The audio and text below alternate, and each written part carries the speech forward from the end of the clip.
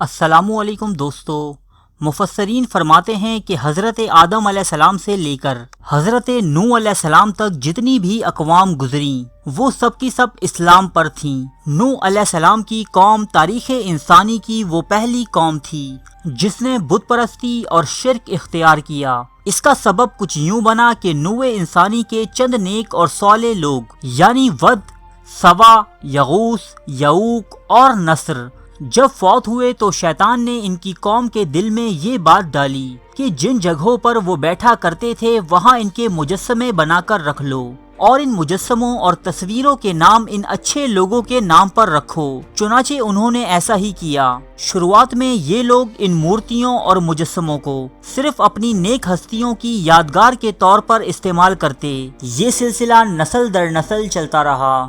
بعد ازاں ابلیس نے ان کی اولادوں کو بہکایا کہ تمہارے پہلے لوگ ان بتوں کی عبادت کیا کرتے تھے اور انہی کی وجہ سے ان پر بارشیں برستی تھیں۔ تو اس قوم نے ابلیس کے بہکاوے میں آ کر بتوں کی عبادت شروع کر دی۔ جب زمین کے اطراف و اکناف میں بتوں کی پوجا عام ہو گئی اور اس کے ساتھ ساتھ کئی دوسری برائیوں نے بھی جنم لیا تو اللہ تعالیٰ نے اپنے بندے اور رسول نوح علیہ السلام کو بھیجا تاکہ وہ ایک اللہ کی عبادت کی طرف لوگوں کو بلائیں اور بتوں کی عبادت سے روکیں۔ حضرت نوح علیہ السلام اللہ کے بھیجے ہوئے پہلے رسول ہیں اور اس کے بعد آنے والے تمام انبیاء اور رسول علیہم السلام حضرت نوح علیہ السلام کی اولاد میں سے ہی ہیں۔ آپ علیہ السلام کو اپنی قوم کی جانب سے بے تحاشا مخالفت اور مشکلات کا سامنا کرنا پڑا۔ وہ لوگ آپ کے گھر میں داخل ہو کر ان کا گلا گھونٹتے اور انہیں نڈھال کر کے بے یار و مددگار چھوڑ کر چلے جاتے۔ آپ کو مجلسوں میں مارا پیٹا جاتا اور وہاں سے دھتکار دیا جاتا۔ قوم نوح کا یہ حال تھا کہ آپ علیہ السلام انہیں جتنا حق کے پاس بلاتے یہ لوگ اتنا ہی دور بھاگتے۔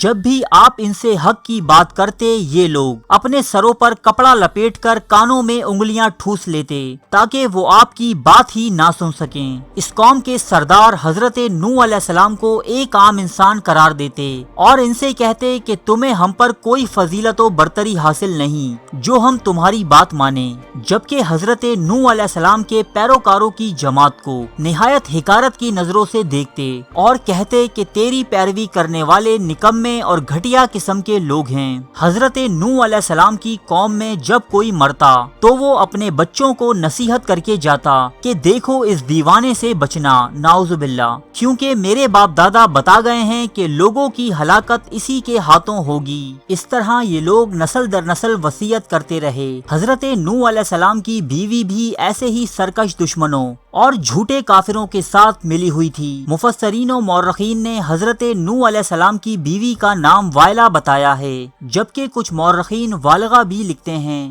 وہ کافر تھی اور اس کا رہن سہن بھی کافروں کے ساتھ ہی تھا۔ کفر اور حضرت نوح علیہ السلام کے ساتھ دشمنی میں وہ برابر اپنی قوم کی شریک تھی۔ وہ کافروں کی جماعت میں جا کر انہی کے ساتھ ہم پیالہ و ہم نوالا ہوتی اور وہ کافروں میں جا جا کر اپنے شوہر حضرت نوح علیہ السلام کے بارے میں کہتی کہ یہ بے عقل اور دیوانہ ہے، ایسے ہی بے سر و پا کی باتیں کرتا ہے، نعوذ باللہ، اور اس کی باتیں کسی کی سمجھ میں آنے والی نہیں۔ اس کا خیال ہے کہ یہ بت کسی کو نفع و نقصان نہیں پہنچا سکتے۔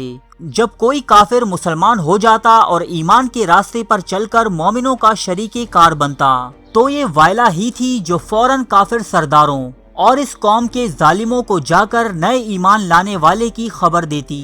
اس کا طریقہ کار یہ تھا کہ جب کوئی مہمان حضرت نوح علیہ السلام سے ملنے تشریف لاتے تو یہ عورت اپنے گھر میں آگ جلا کر مشرکین کو گھر میں منعقد ہونے والی نشست کی خبر مہیا کرتی اور پھر مشرکین کی یہ جماعت عین موقع پر آ پہنچتی، اس مومن پر سختی کرتی، اس کے راستے میں روڑے اٹکاتی اور طرح طرح سے اسے گمراہ کرنے کی کوششوں میں مصروف ہو جاتی۔ ہونا تو یہ چاہیے تھا کہ حضرت نوح علیہ السلام کی بیوی آپ کی اور اہل ایمان کی ہمدرد و مددگار ہوتی، دین کی تبلیغ میں آپ علیہ السلام کی معاونت کرتی، لیکن وائلہ نے کفر و بدبختی اختیار کی اور اپنے بیٹے کنعان کو بھی گمراہ کر دیا، جنہیں کچھ مورخین یام بھی لکھتے ہیں۔ حضرت نوح علیہ السلام کا یہ بیٹا جس کا نام یام تھا بدکاروں کے مذہب پر چل کر اپنے والد کے سیدھے راستے کی مخالفت کرتا اللہ تعالیٰ نے اس عورت یعنی حضرت نوح علیہ السلام کی بیوی کے کفر اور بدبختی کی نشاندہی قرآن پاک میں بھی کی ہے۔ ترجمہ: اللہ کافروں کے لیے ایک مثال بیان کرتا ہے نوح اور لوط کی بیوی کی۔ وہ ہمارے دو نیک بندوں کے نکاح میں تھیں، پھر ان دونوں نے ان کی خیانت کی، سو وہ نبی اللہ کے غضب سے بچانے میں ان بیویوں کے کچھ بھی کام نہ آئے، اور کہا جائے گا کہ دونوں دوزخ میں داخل ہونے والوں کے ساتھ داخل ہو جاؤ۔ سورہ تحریم۔ حضرت نوح علیہ السلام نے اس قوم میں 950 برس تبلیغ فرمائی۔ اتنی دراز مدت کے باوجود اس قوم کے بہت کم لوگ ایمان لائے۔ سخت قسم کا کفر اور انتہا درجے کا عناد ان کی طبیعت کا حصہ بن چکا تھا، حتیٰ کہ قیامت کے دن بھی وہ اس بات کا انکار کر دیں گے کہ ان کی ہدایت کے لیے کوئی رسول ان کے پاس آیا تھا۔ حضرت ابو سعید رضی اللہ تعالی عنہ بیان کرتے ہیں، رسول اللہ صلی اللہ علیہ وآلہ وسلم نے فرمایا، قیامت کے دن نوح علیہ السلام اور اس کی امت آئے گی۔ اللہ تعالیٰ فرمائے گا، اے نوح، کیا تو نے میرے پیغامات لوگوں تک پہنچائے تھے؟ وہ کہے گا، ہاں اے پروردگار۔ اللہ اس کی امت سے پوچھے گا، اے امت، کیا اس نے تمہیں میرے احکام پہنچا دیے؟ وہ کہیں گے، نہیں، ہمارے پاس کوئی رسول نہیں آیا۔ اللہ نوح کو کہے گا، تمہارا گواہ کون ہے؟ وہ کہے گا، محمد صلی اللہ علیہ وآلہ وسلم اور ان کی امت۔ پس امت محمدی گواہی دے گی کہ نوح علیہ السلام نے پیغام پہنچا دیا ہے۔ بخاری شریف۔ اللہ تعالیٰ کا فرمان ہے، اسی طرح ہم نے تم کو بہترین امت بنایا تاکہ تم لوگوں پر گواہی دو اور رسول تم پر گواہی دے۔ سورہ بقرہ آیت 143۔ جب نوح علیہ السلام اپنی قوم کی رشد و ہدایت سے مایوس ہو گئے اور ان کو یقین ہو گیا کہ اب ان میں بھلائی کی کوئی رمق باقی نہیں، تو آپ علیہ السلام نے ان کے لیے بد دعا کی۔ اللہ تعالیٰ نے ان کی دعا قبول فرمائی اور حکم دیا کہ زمین میں ایک درخت لگاؤ تاکہ وہ تیار ہو جائے تو اس کی لکڑی سے کشتی بنائی جائے۔ نوح علیہ السلام نے حکم کی تعمیل کی اور درخت لگایا اور پورے 100 سال اس کے تیار ہونے کا انتظار کیا، پھر اس کو چیر کر کشتی کے لیے تختے بنائے گئے۔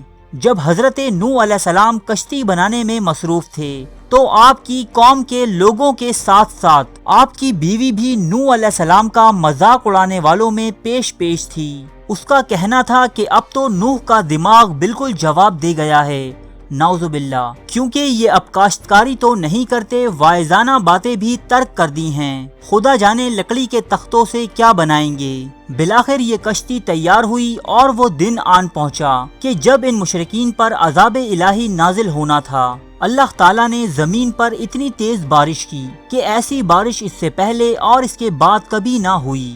تمام کناروں اور راستوں سے پانی کو ابلنے کا حکم دیا۔ کچھ مفسرین کا کہنا ہے کہ حضرت نوح علیہ السلام کی بیوی اس طوفان کے آنے سے قبل ہی اپنے انجام کو پہنچ چکی تھی، جبکہ بعض کے مطابق وہ اس عظیم طوفان کا شکار بنی۔ حضرت نوح علیہ السلام چند اہل ایمان کے ہمراہ زمین میں موجود طرح طرح کے جانوروں کے جوڑے ساتھ لے کر اس کشتی میں سوار ہوئے۔ حضرت نوح علیہ السلام کے 3 بیٹے حام، سام اور یافس اس کشتی میں موجود تھے، جبکہ چوتھا بیٹا جو الگ تھلگ تھا، آپ علیہ السلام نے اسے پکارا اور کشتی میں آنے کی دعوت دی۔ اس نے جواب دیا کہ میں پہاڑ کی طرف جگہ پکڑوں گا جو مجھے پانی سے بچا لے گا۔ نوح علیہ السلام کا یہ بیٹا یام تھا، جسے کنعان بھی کہا جاتا ہے۔ وہ کافر تھا اور اس کے اعمال اچھے نہ تھے۔ اپنی ماں کے نقش قدم پر چل کر اس نے اپنے والد کے دین کی مخالفت کی اور وہ بھی اس عظیم طوفان کے سبب ہلاک ہوا۔ حضرت نوح علیہ السلام کی یہ کشتی 150 دن تک پانی پر سفر کرتی رہی۔ بالآخر یہ طوفان تھما اور اہل ایمان کی یہ مختصر سی جماعت دوبارہ زمین پر اتر آئی۔ آج روئے زمین پر جتنی بھی انسانی آبادی ہے وہ حضرت نوح علیہ السلام کے انہی 3 بیٹوں یعنی سام، حام اور یافس کی اولادیں ہیں۔ لیکن افسوس کہ ان تینوں بیٹوں کی ماں اللہ تعالیٰ کے ایک رسول نوح علیہ السلام کے ساتھ اپنی پوری زندگی گزارنے کے باوجود بھی راہ حق کی جانب راغب نہ ہو سکی، اس لیے اپنی زندگی اور پھر موت کے بعد آنے والی قوموں کے لیے بھی نشان عبرت بنی۔ اللہ تعالیٰ ہم سب کو سیدھے راستے پر چلنے کی توفیق عطا فرمائے، آمین۔ ارے فرینڈز، 1 منٹ، آپ ایسے ہی جا رہے ہیں؟ اتنی محنت سے ویڈیو بنائی ہے، ایک لائک تو بنتا ہے نا۔ اور دوسرا یہ کہ آپ ہمیں اتنی بڑی دنیا میں دوبارہ کیسے ڈھونڈیں گے؟ تو اس کا حل یہ ہے کہ آپ ہمارے چینل کو سبسکرائب کر لیجئے اور اس بیل کے آئیکن کو کلک کر دیجئے۔ اس طرح ہمارے آنے والی تمام ویڈیوز آپ تک پہنچتی رہیں گی۔ ارے ڈریے مت، یہ بالکل فری ہے۔